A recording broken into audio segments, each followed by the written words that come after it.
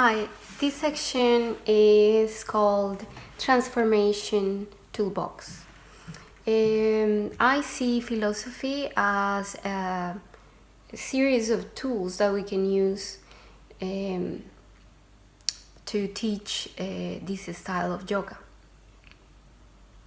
But what are the parts of the philosophy, that's the question, that we can use to illuminate the motherhood path when we teach?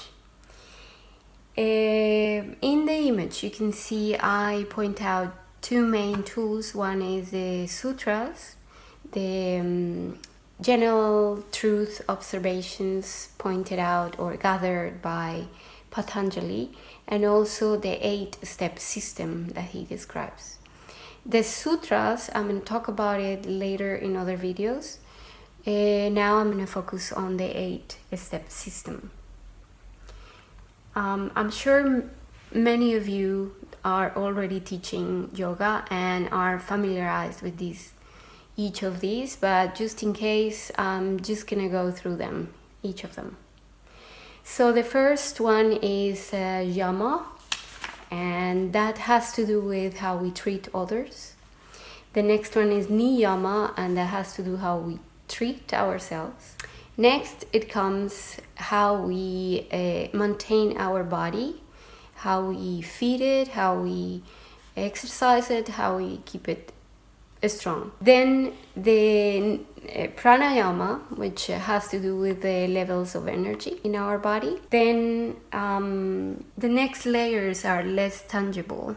So pratyahara is the withdrawal. It has to do with the senses and our ability to use the senses for the purpose of these becoming more mindful about the way we live. So whether we use one sense more than the other, or we get absorbed by them, our perceptions start through the senses. So how we get a clear perception, that depends on how we use our senses. A lot of what Patanjali describes is about controlling or withdrawing from the senses. Then the next 3 levels have to do with meditation. So the different levels of in which we can start training our mind in order to achieve a good meditation. So the first one is dharana, which is pointed concentration. Is the ability to keep focus on one element. So it could be the breath, it could be a light, it could be a sound. There are many ways of doing this. The next level is dhyana, where we are able to sustain that pointed concentration for a long time. So it's uninterrupted concentration. To then the last level, which is samadhi, is where the union that the definition of yoga talks about. Is where we are able to, I see it as our ability to remain centered under any circumstance. So what is important about knowing these steps is, I think that as a postnatal and prenatal and postnatal teachers, we should be able to place less focus on the physical, even though it is important. We use the poses, we modify the poses in order to keep their bodies, the mama's bodies, safe.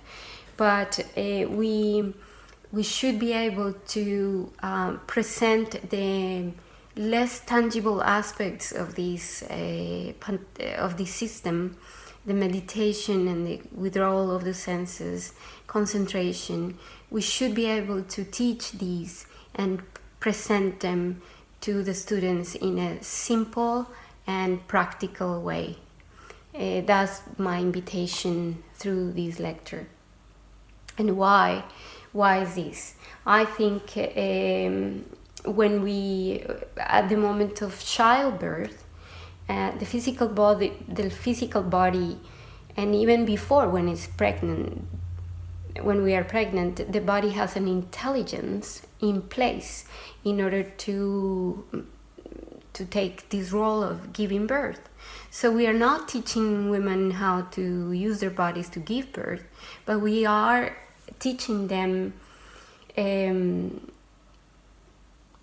this process of going through a childbirth is significantly influenced by the emotional and the mental aspects of our bodies. So if a woman lacks the ability to manage fear or severe pain, and her expectations, if she's not able to manage her expectations about that moment, it is more likely to experience difficulties or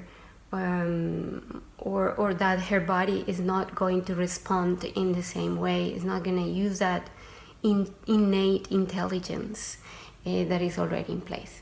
So I invite you to work with the student's mind as well as their bodies.